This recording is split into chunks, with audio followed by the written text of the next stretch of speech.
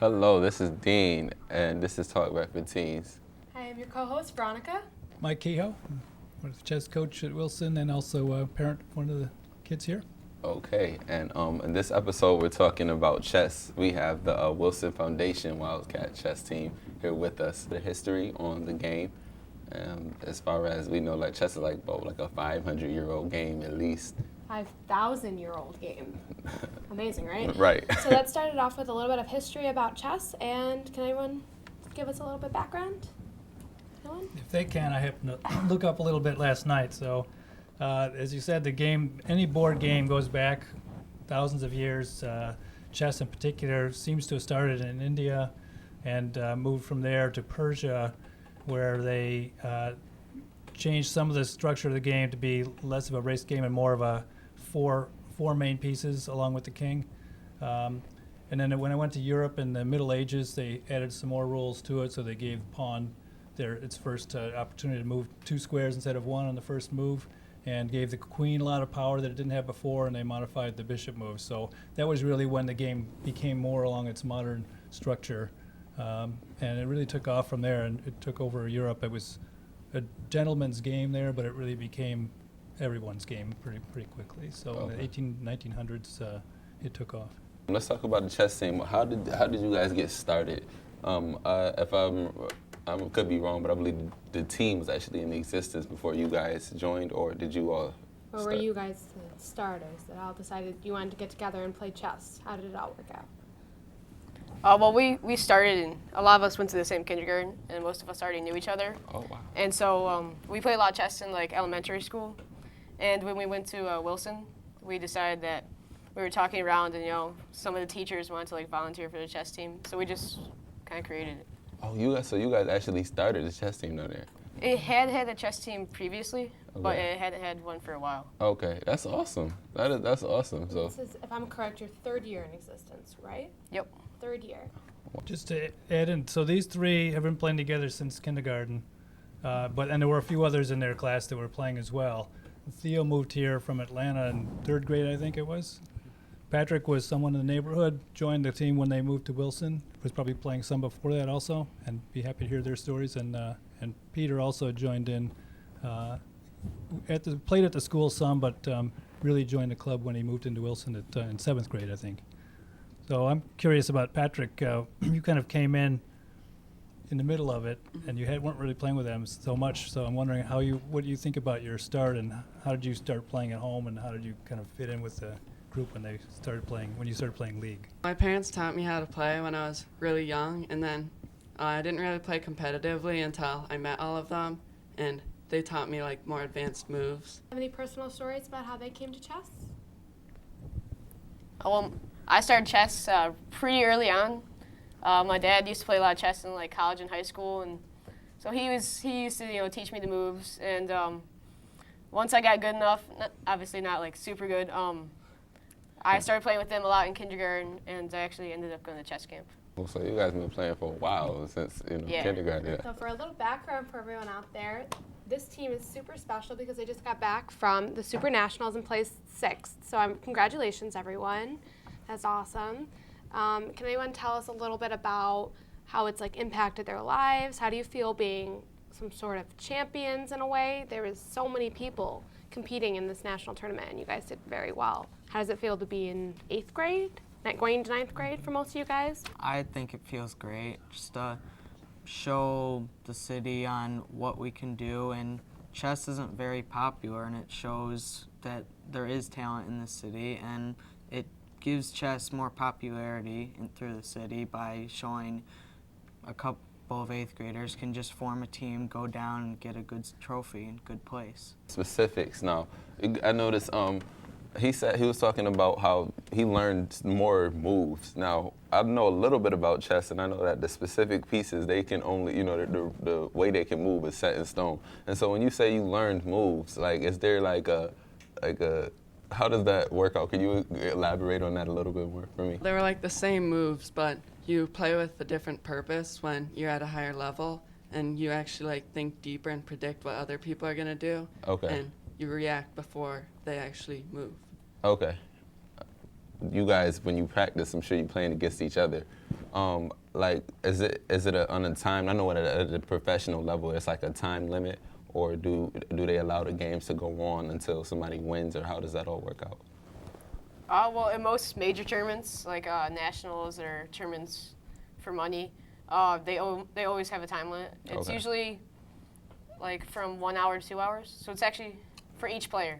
Okay. So I've played games that lasted 6 hours. So it's It- as it's long a as a 3 hour sporting show. event, I guess. Wow. Wow. One game lasting 6 hours. Yeah. Wow. Talk about being mentally tired, right? That is definitely true. It can be pretty taxing when you go to nationals, and the middle day on Saturdays you're playing 3 games and they all could go. And that game, I think that time controls, they could go 4 hours. And Sam could tell you they do sometimes go that long as well. Yeah. He's another one who sits a long time at the board.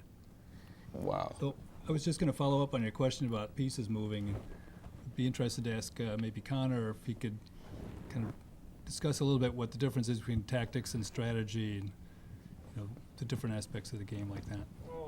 Well, strategy is usually it's sort of like a game plan on what you're trying to do with the moves and what you want to achieve overall. In a tactic, it's more like a 2 or 3 move sequence that gives you an advantage in some sort.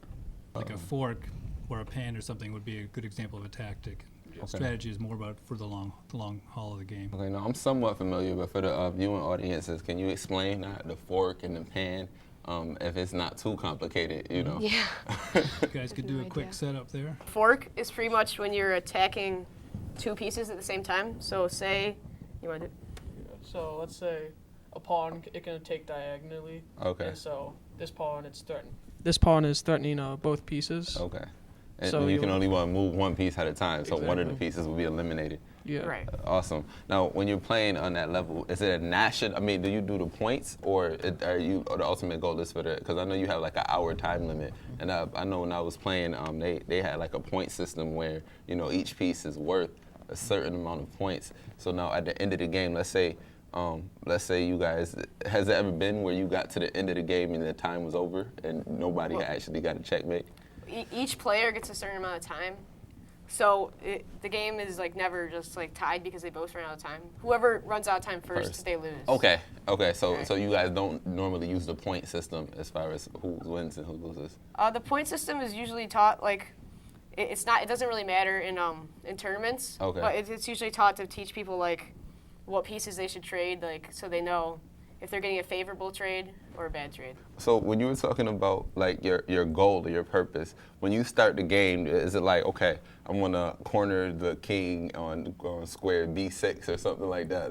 Is that what's on your mind when you start the game, or does that kind of develop as you're playing, or how does that all work out when you talk about a goal? Usually you just want to put your pieces in good places so then you can set up to get a good position and then end up trapping his king and get a checkmate. Okay. The question I have is, in a lot of team sports where it's kind of an individual as well, how does it work for each of you guys to come together when you win a game? How does that count into the entire team score?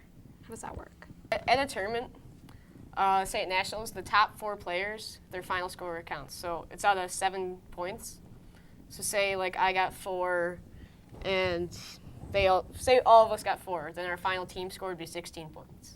Okay. So individually you get a score, and then the top 4 individuals on your team, you add up all their points, Okay. and that's your team score. Okay. Awesome. So maybe just following up on that. So chess always seems like it's, one person gets another, an individual result. And when we go to tournaments, especially the nationals or the state tournaments, we usually go as a team, and we typically our target is more about the team goal than the individual goal. And so I'm curious, especially maybe from like Theo or Peter, how does that feel? Does it feel like it's an individual thing, or does it feel like a team thing, or how does it feel to you? For me, it feels much more individual because I don't interact with my team until everyone's done with their game. But I know at the end that it's the team that matters more than one person. I went into it thinking that I needed to win that game to contribute to my team and to help us win the trophy to place 6th. So I always was thinking about the team and not myself. A lot of pressure as well, isn't it? Yeah. So maybe just to add to that, in this particular result at the Nationals this year as well, I could tell you at the end of the 7th round, when we all were kind of like wondering what's going to happen, Sam was the last person in, and his dad was down. You know, the rest of us were all kind of crammed into a hotel room, and Sam's dad was down there checking out how he was going. And there's a room that's filled with about 500 chessboards and 1,000 kids playing, and the last couple that are there are just kind of like playing out for something, usually for something important. And his dad was down there not only checking how Sam was doing, but also checking the ratings boards to see how all the other games had gone, because we kind of knew going into the round what we might need to be able to, where we were going to place from the team perspective. So he was checking not only our results, but the results of the people playing for teams that were near us. It was actually pretty exciting, and he and I were like texting back and forth. He's just letting me know what our chances are for 6th. I can only imagine, like you're in a room and you're going into this tournament, like with, like you were saying, with 500 people in the room, and you're sitting down at this table. Like, is there any? Is it any different in your minds from when you're across the table with one of your teammates and you're just practicing? This is like a practice round, versus when you're actually in the room and you're playing for something and you have all of these people. So, can somebody tell me about that? Yeah, well, when you're playing in a tournament, it's sort of like more formal, I guess. Okay. Because when you're playing with let's say I'm playing with a friend, you can kind of do whatever you want. It's not really serious. But when you play at a tournament, you know, there's more I can't think of the word, but it's more I guess it's more formal. So Okay. Yeah, in tournaments, especially in the later rounds, as it gets like, you can sort of see like which teams are going to be the front runners. If you know like your team needs a win to advance into first place, or especially at money tournaments, if it's like the last round and you're playing a game and there's like $300 on the line, it's a little bit stressful. Right. Okay. Yeah. Okay, cool. Though you were saying you can like just do whatever when you're playing. Is there specific rules that have to be like stricter rules in the tournament that you have to abide by as far during the gameplay that you don't have to abide by in like a more informal chess game? Oh yeah, there's one called touch move. They're really serious about it in a tournament. It's where if, let's say, this person, they really want to move this knight, but they touch this knight first, they would have to move this. Okay. Unless they say adjust. So like if it's like sort of off the square, they could say adjust and move it back. So Okay. So they're pretty strict about that rule. And there's also a few more variations of it. Like if you touch a piece that you can capture, like if you touch this pawn, but you really wanted to like move it here, you'd have to either take this or this. So Okay. like, and in a regular game, like no one usually takes that too seriously. Okay. But in an actual tournament, they take it seriously. So in that predicament right there, you would have to capture the piece. You couldn't just pass it. If you touch the pawn, yeah. Okay. Wow. And in this setup, it might not make that much difference because one of those knights is going to drop. But in other situations, it can be pretty critical. And one of the wrinkles these days is, in my day, we always announced if you were checking the other player, if you were putting their king in check. But nowadays, they say you don't announce it, and if the other player makes a move because they didn't see the check, then they're required to move that piece they touched to try to block it, and if they can't, then they may wind up losing that piece. Even if it's a queen, you know, it's a very big penalty. Right. So it does make a big difference if you're not following there. Wow. Okay. That's interesting. You know, stuff that I never knew before. Okay, so now are there rivalries when you know, there's you guys playing on a national level? I'm sure you played against a bunch of teams. There's like, you know, certain teams that's like, we got to beat them this time. We don't want anything else. Yeah, I mean, if you know coming into a tournament that you and one other team are going to be competing for first place, and you're in a round against one of their team members, it's much more important because by you winning, you're giving your team a point and also taking a point away from their team. Okay. And there's also like individual rivalries. Oh, okay, individuals. Okay. So my big question I have is this your entire chess team right now, or do you have, like, how are girls in the sport? Do you see them all the time, or is it mostly male dominated? It's okay. It's mostly males. There's some women who play, but you don't see that as much. Mostly boys will play chess. That seems more true even locally. But I would ask you guys, the 6 of you, when you've played states or national tournaments, how many of you had lost a game to a woman or a girl? Yeah, I think a girl won the New York State one last year. Maybe She got Lily, first place. Otiet, Yeah. maybe. Yeah, there are definitely a lot of strong players, and you see them even more at nationals. I know there have been a lot of games we played against them. Okay. Cool. And I also know, I think at the chess center they have a tournament every year where they have it's just for girls and women to play in that tournament. So they're trying to encourage more to play. We have a few at Wilson in the chess club, but they haven't joined us in the league play yet. Okay. Final question I have for you guys is, what keeps you interested playing, and do you think you're going to continue playing this in high school? Do you think you'll keep the club going and trying to see if you can bring a national championship on the way? What do you think? I think I at least will continue playing through high school competitively, and I definitely want to try and win more titles and make a bigger name for our school. Awesome. Yeah. Chess, it really helps me like in a lot of different ways. It helps you learn focus. It's also opened up opportunities. Like today, I was a chess counselor, and I've won money at chess tournaments, and it also really helps our school. Awesome. Cool.